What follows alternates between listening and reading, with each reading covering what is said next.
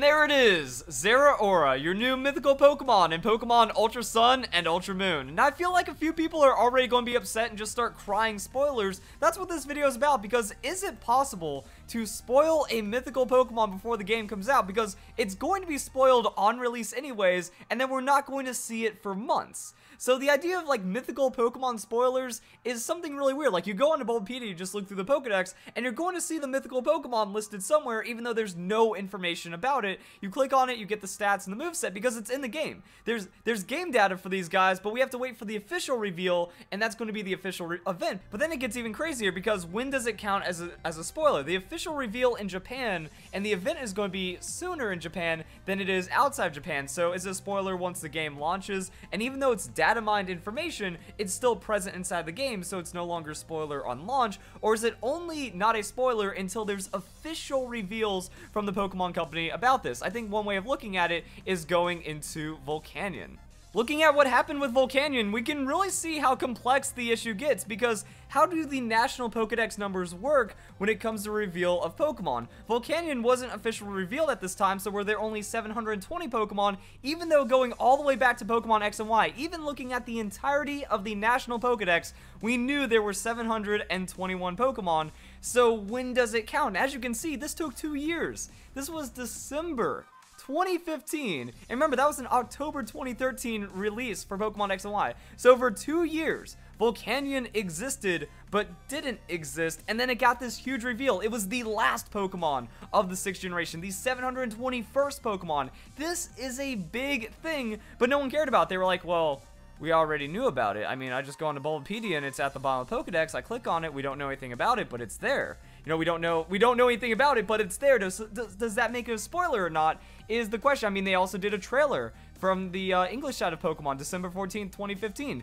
Meet Volcanion. Well, we didn't get the Volcanion event for another couple months after that. So what's going on with mythical Pokemon? How can we classify a spoiler when it comes to mythicals? And another odd thing about the Volcanion is that people expected it to be obtainable in Pokemon X and Y because we have the locked power plant doors. Then we make it an online distribution, you receive the key, you go in there, and then Volcanion turns out to be one of the major power sources or something, because we have like an infinite steam generation Pokemon. Any person that gets to harness that, you know, you can put that into a steam generator, and now you have a limitless supply of power by abusing legendary Pokemon. That's what people were expecting to happen, and it just didn't. We still have these mysteries forever locked away in Pokemon X and Y. Also, with it being a 3DS online connective game, it's like, oh, we can just download a patch, puts in all the game data, gives us the updated event, and now we can get a mythical Pokemon. But that's not what ended up happening. It was just a tie-in for the movie, so the 2016 movie was what Volcanion was for, and then we got into Magearna and all the other fun stuff after that. But it was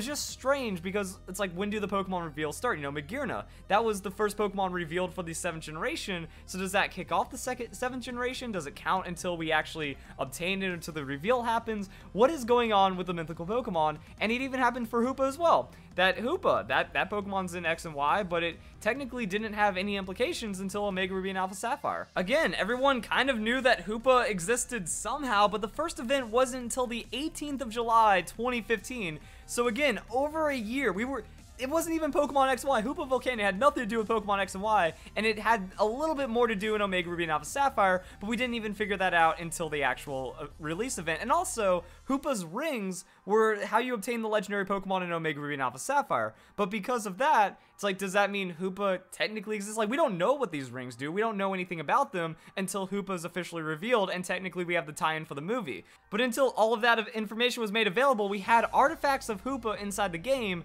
that didn't have any kind of direct tie-in. But does Hoopa still exist as a Pokemon? So I mean, that just takes us back to Zeraora.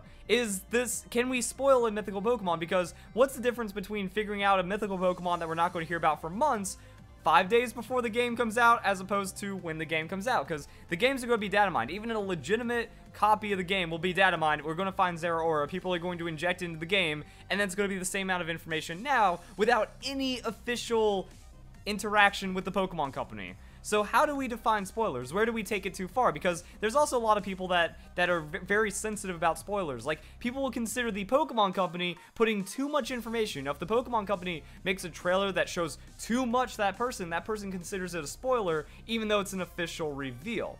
I think that that's well over the line for spoilers. Then we start getting into this more technical stuff, you know. Is it a spoiler to data mine any part of the game, even officially after the release? But then that almost feels like a little too extreme because, yeah, you go on a Bulbapedia, you go into a Pokedex listing, you're going to find it. And that's also why I just talked about the other mythical Pokemon, because do they exist from when the game is launched, or do they exist when the Pokemon Company officially says they exist, even though the game data is existing already? You know, that's one of the weird things. I think that Zeraora is going to be the same thing. Also, another thing to note about Zeraora is that even though we have the shiny sprite is once again in game, we might not see the shiny Zeraora for years, let alone months, till we actually see normal Zeraora. So that's why I had this page right here for, you know, unavailable shiny Pokemon. Victini, Keldeo, Meloetta, Hoopa, Volcanion, all these guys, 5th and 6th generation mythicals, still no shinies, ever. Celebi was event only in Gen 2, but doesn't transfer over, but since the 5th generation, it's like these Pokemon aren't made shiny. Same with Magearna and Marshadow. We just had the Marshadow event outside of Japan for the first time, and it's like, okay, when did Marshadow end up existing? When did, actually Magearna, since it was like one of the earlier Pokemon revealed, I guess it existed before the 7th generation Pokedex, which even makes it a lot crazier, because it's like, well, we didn't even know about the Alola region, but we knew about Magearna, so does that mean the mythical Pokemon are always existing from the time that that generation, from the time that that region is announced, or there's any information on that region?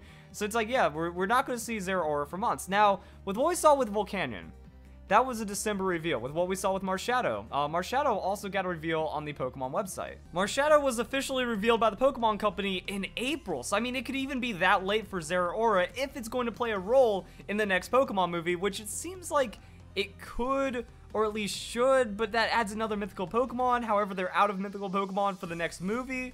But would that mean that we're just going to have, like, UB Adhesive play a role in the next Pokemon movie? And does that mean that the next generation of Pokemon is actually going to be even further away? Because this is a very unique situation. That Volcanion and Hoopa, those Pokemon were already in Pokemon XY. It's not like the data was introduced in Omega Ruby and Alpha Sapphire, and that's how we learned about them. So now that we're having this come into play, does that mean, does this confirm a remake of Generation 4 or a not 8th generation game for the first title on the Switch, and that Zeraora, the data is there and it's just going to transfer over into the next game, or are they just going to rush everything out for the Zeraora? That now it exists in Ultra Sun and Ultra Moon, we're going to get information about it officially, like maybe December in Japan, maybe April, that starts to like work up into the movie, or what's going to happen, because Marshadow was also interesting, that it wasn't really kept away from us, that that Volcanion was revealed the same time in America as it was in Japan, roughly. Marshadow was revealed at the same time, but it always just said, check back for more details, you know, it's like, known as a Gloom Dweller Pokemon, we just pretty much got, like, this random stuff. Among the numerous Pokemon discovered to date, Marshadow is remarkably the first to combine fighting and ghost typing, and then they just kind of hinted at what Marshadow might do. So if we go back to April, it's like, yeah, we could hear about this Pokemon in April, but then the event isn't even going to be live until June or July for the movie, and then we're not going to have the English reveal until right before the new 2018 game, much like we did with Marshadow. So Zeraora is in a really interesting place as a Pokemon. That's kind of what I want to do. I wanted to gauge what the community thinks about these things, because we don't really have much work on it. You know, people don't really talk about these things, and now that we have something completely new, a new mythical Pokemon being dropped in mid-generation, well, it's not going to be obtainable. You know, it's not going to be like the new Ultra Beasts that are being introduced, where, okay, it's a new thing, but we're going to be able to obtain them in the game, potentially even day one, depending on how fast you play the game. That those things will have accessibility. This is going to be completely inaccessible for months, and we don't, what's the classification for that? So I just want to know for the future, see what the community thinks about these things, and then just also kind of cry a little bit, because it's not going to be shiny for a long time, and it's not going to be obtainable. As for what I think about Zeraora, I think it looks great. It has an amazing design. I feel like it's going to be the next fan service. Everybody loves this Pokemon, like Lucario, Zoroark, Lopunny, Gardevoir. It's the next one of those, and it makes me happy because it feels like, even though Game Freak took a weird turn with Ultra Beasts, it recently came out in an interview that they intentionally made them look weird and not like Pokemon. They pretty much like broke all of their rules about designing Pokemon. So even like mid 7th generation, I also really like how Dusk Lycanroc turned out, even though some people just call it like a reskin of Midday. I think like the Pokemon designs can still look really good if Game Freak wants to. 7th generation, I didn't really have a problem with anything in 7th generation except for like Crabominable, the Ultra Beasts.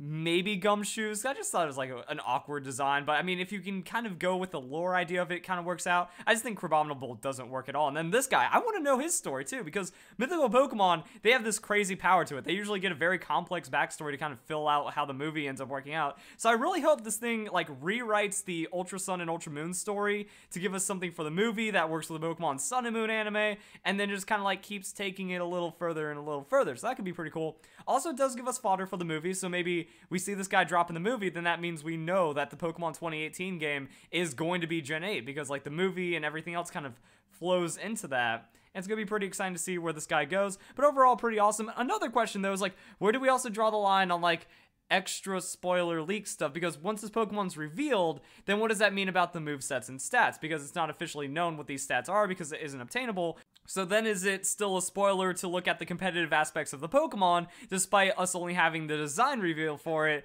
It's just a really complicated subject, and it's something that I think is an interesting thing to look at. And Zeraora really just like redefines what's going on with mythical Pokemon and spoilers to a bit. I'm not going to use this as like a slippery slope to be like, well, if we can reveal a mythical Pokemon early, that means we can reveal this Pokemon early, which means we can reveal all Pokemon early. Definitely nothing like that. Spoilers are still something to be very cautious of with new Pokemon games, especially when getting into like leaks and data mine territory. But this mythical is definitely a different realm, you know, because it's like, okay, is it always a spoiler on mythicals, or is it not a spoiler once the game comes out? Big questions and some weird things to look into. So guys, enjoy the video. Hope you all have a nice day. Thank you very much for watching.